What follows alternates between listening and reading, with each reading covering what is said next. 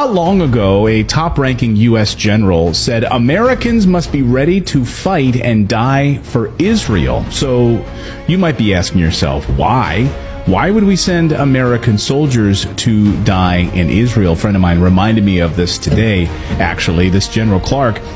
You're probably smart enough to wonder, by now you are, what's the real reason that the United States and Israel are taking over Gaza?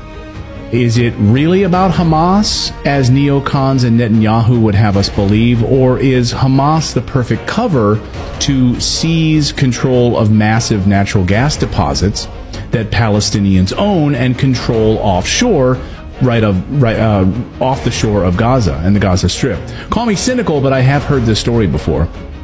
Western powers using the cover of terrorism to seize control over massive oil and gas resources and oceanfront property so they can build ports.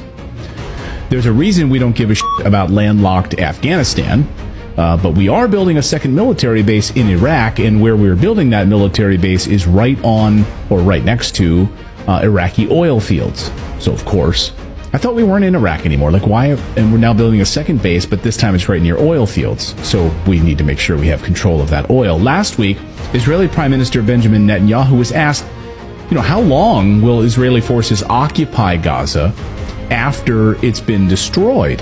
His response wasn't a surprise to me at all, or anybody watching this show, I'm sure. Watch. President Biden has said that it would be a mistake for Israel to occupy Gaza. Who should govern Gaza when this is over? Those who don't want to continue the way of Hamas, it certainly is not. I think Israel will, for an indefinite period, will have the overall security responsibility. Yeah, so of course they will occupy it indefinitely, even after Hamas is long gone, because it was never about Hamas in the first place.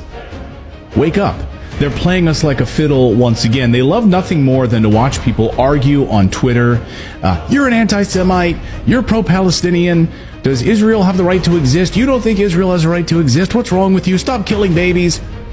These elites are running around. They're running the show right now. They're just laughing all the way to the bank because their plan is rolling out exactly the way they want for everyone to be fighting about it. While innocent people, of course, are being killed. They don't really care about innocent people at all.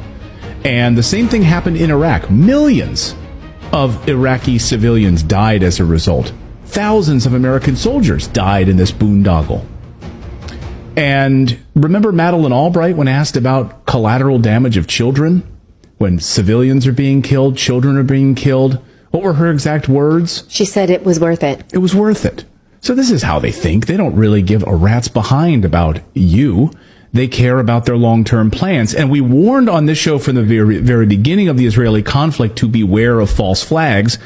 So let's come back to this whole thing in a second here. But first, some context around natural gas. Over the past week, it started getting cold in Europe.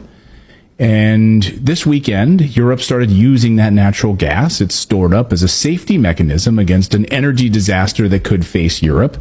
Across the board, countries in the EU started drawing supplies in order to heat homes and businesses. Then temperatures went back up a little bit in certain areas. But as soon as temperatures fall again,